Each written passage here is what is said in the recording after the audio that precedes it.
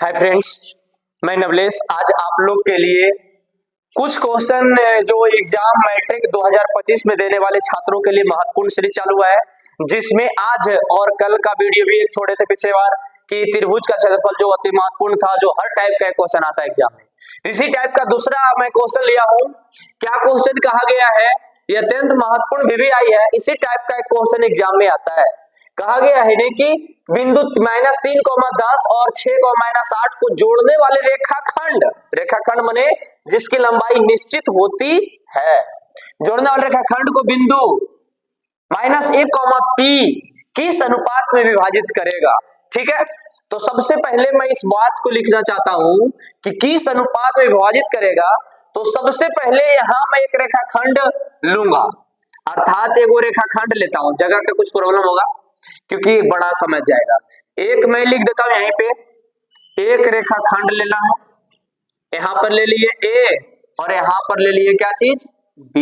वही कर रहा है, बिंदु 3,-10 और 6,-8 जोड़ने वाले रेखाखंड, जोड़ रहे हैं रेखाखंड को बिंदु, ठीक है, बिंदु -1, 6 किस अनुपात में विभाजित करेगा, अनुपात मुझे बताना है। तो सबसे पहले बिंदु ले लेते हैं, यहाँ पे P, और P का नियामक मान लेते हैं कितना, 1, -6 है, और इधर के मान लेते हैं वो इधर। तो मान लिख देते हैं पहले, माना कि P -1 जोड़ने वाले रेखाखंड यहां पे लिख देते हैं। ए का निर्देशांक मान लेते कितना, 3 -3, 10 तथा B का निर्देशांक दे ले कितना, -6, 8 को के अनुपात 1 में विभाजित करेगा। के अनुपात 1 में विभाजित करेगा, ये मैंने मान लिया। क्या मान लिए कि के अनुपात 1 में विभाजित करेगा। इसको मैंने अनुपात में मान लिया कि के अनुपात होगा। कहेगा सर के का है 1, अनुपात क्या मानते हैं, अगर कोई संख्या को 1 मानते हैं के, तो इसके नीचे कुछ नहीं क्या रहता है, 1 रहता है। तो इसको मान लिए कितना, 1। अब यहाँ पे लिखने के लिए सबसे पहले क्या करना होगा, A है तो सबसे पहले A का लिख दो। A का मान 3,10 और B का दिया हुआ है कितना, यहीं पे लिख दो, जो यहाँ लिख रहे हैं हम यहीं पे लिख दो। A का मान दिया हुआ है -3,10 और B का दिया हुआ है 6,-8 दिया हुआ है। ठीक है, तो सबसे पहले लिख देते हैं x1 का मान। तो x1 का मान -3 होगा। x1 का मान 3 काहे होगा, क्योंकि x/1 होता है, x बाई, तो पहला वाला x कहलाता है, दूसरा वाला y कहलाता है। तो x1 के मान हो गया -3 और y1 के मान हो गया 10, x2 के मान हो गया 6 और y2 के मान हो गया -8। ये हो गया भाई। और इसमें क्या आता है कि m अनुपात n भी आता है। तो m अनुपात n को क्या मान लिए हैं, के अनुपात 1 मान लिए हैं। तो ये अंदर वाला चीज है, तो अंदर वाला चीज को निकालने के लिए अंतःविभाजन फॉर्मूला लगाना होगा। अर्थात कहने का मतलब हुआ अंतःविभाजन का फॉर्मूला होता है, x बराबर mx1 प्लस nx2 बटा m प्लस n होता है। और सुनो, बाई नियामक का फॉर्मूला होता है m/1 प्लस n/2 बटा m प्लस n होता है।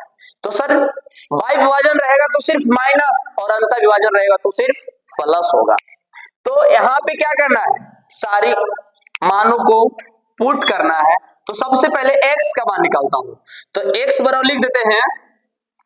ठीक है, अब x बराबर लिख देते हैं कितना, m का मान कितना दिया हुआ है, k इंटू x1, तो x1 का मान -3 प्लस n का मान 1 और x2 का मान 6 अब बटा m प्लस n, तो k प्लस कितना हो जाएगा, 1।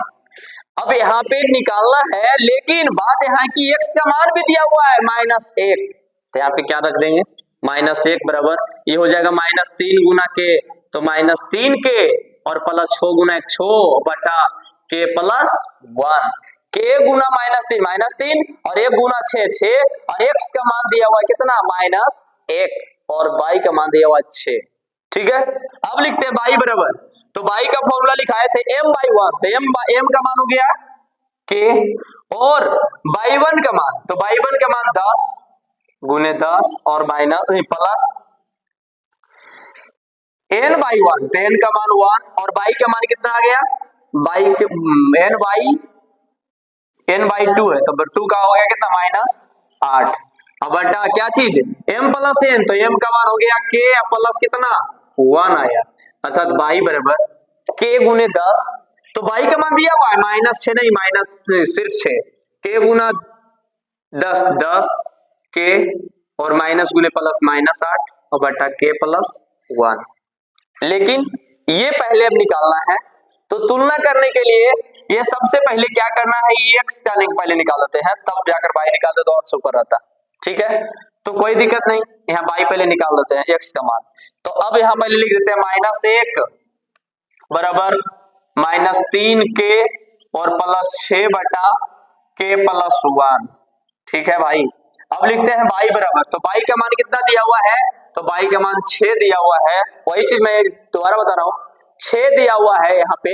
अब y1 का फॉर्मूला लगाना है, तो m का मान होता है कितना, m का मान दिया हुआ है k और y1 का मान दिया हुआ है 10 और प्लस n/1, तो n और y का मान कितना दिया हुआ है by2 हो गया -8 और बटा m प्लस n के प्लस 1। साथ ही हल करेंगे, दोनों का आंसर आ जाएगा।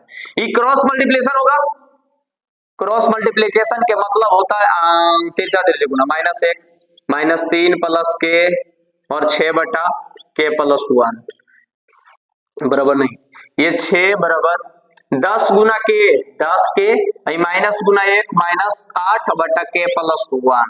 इसके नीचे कुछ नहीं, एक तो इसके नीचे कुछ नहीं, जाएगा इसके यहाँ ही जाएगा इसके यहाँ, तो -1 इंटू के प्लस 1 जाएगा इसके यहाँ, मतलब इससे गुना